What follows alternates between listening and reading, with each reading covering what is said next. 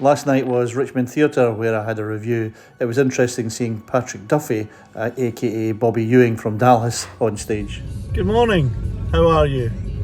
It's a drop-off day, so I'm off to Starbucks. I love this day. I get to go to my Starbucks. I don't know, I might get a Beyond Meat. What do you think? Definitely a coffee, but that's this morning's decisions, you know. I've got the glasses on because it's a little bit sunny.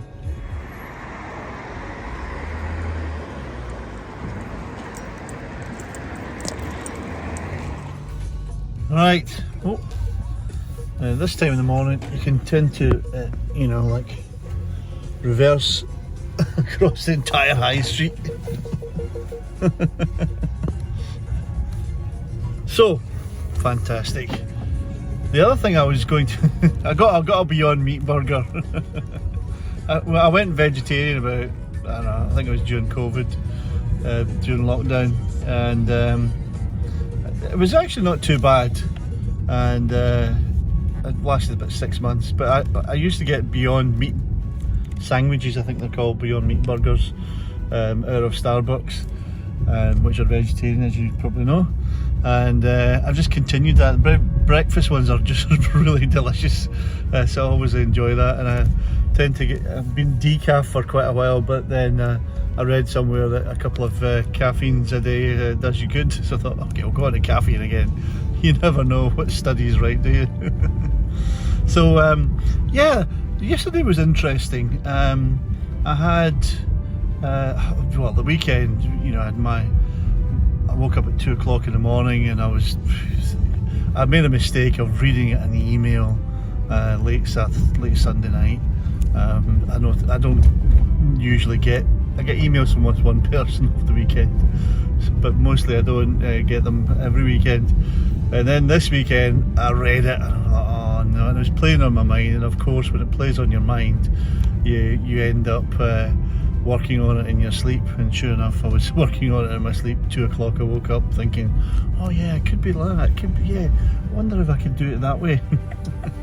And then by the morning, and actually, the good thing about having it in your sleep is by the morning you've got the answer. So I had the answer, which is basically, I visualised exactly what I need, but visualising something and actually getting it done are two different things. So the next day I had a meeting with the team, and I thought, well, how do I explain this? Because it was in my dream, it was in my head. How do I explain what I'm actually after? So eventually I basically just did the annotate on the Zoom call, and it wasn't too bad. If you have the little arrow and just draw, because effectively that's what I was going to be doing anyway. I would just draw on a big A3 pad exactly what was on in my head, so that I could actually help to visualize it. And I'm a rubbish drawer anyway, so it's always just boxes or arrows or lines or whatever. And so I just did that on the Zoom call, and I think I got my my point across. Everyone was very polite about it, so I'm assuming it's either they just got sort of humoured me, or they actually did get my point. So yeah, it is worthwhile. It was a good discussion. It was a good brainstorm. This is what I'm after, and this is the structure of how I'm trying to get it. It's basically a lot of workflow and how to manage that, and how to make sure that we're not putting people under undue pressure, but we're taking on work and then feeding back when there are resourcing issues or demand issues.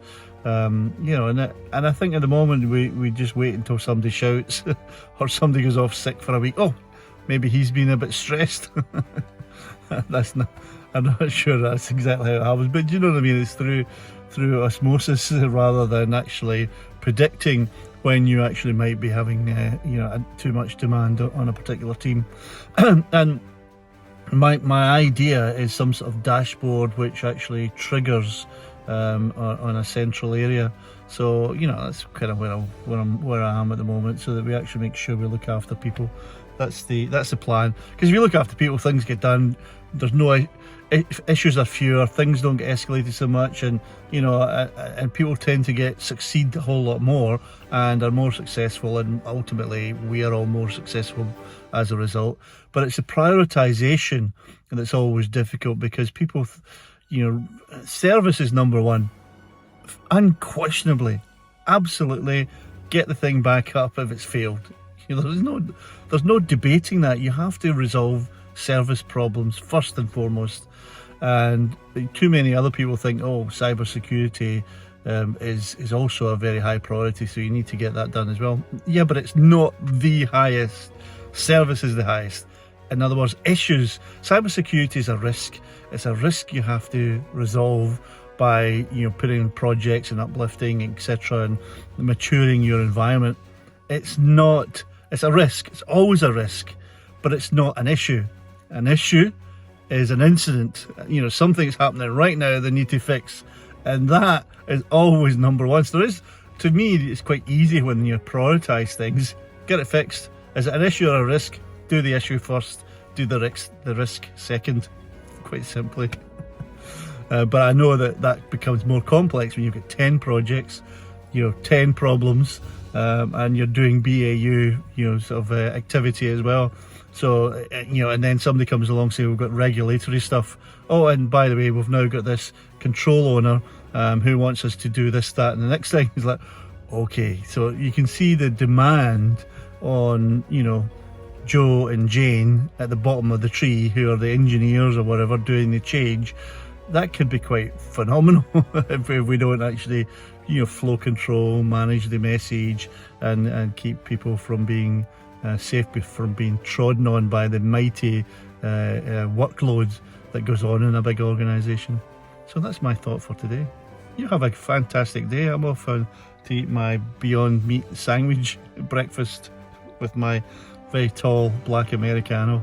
Looking forward to it. You look forward to yours. Have a good one.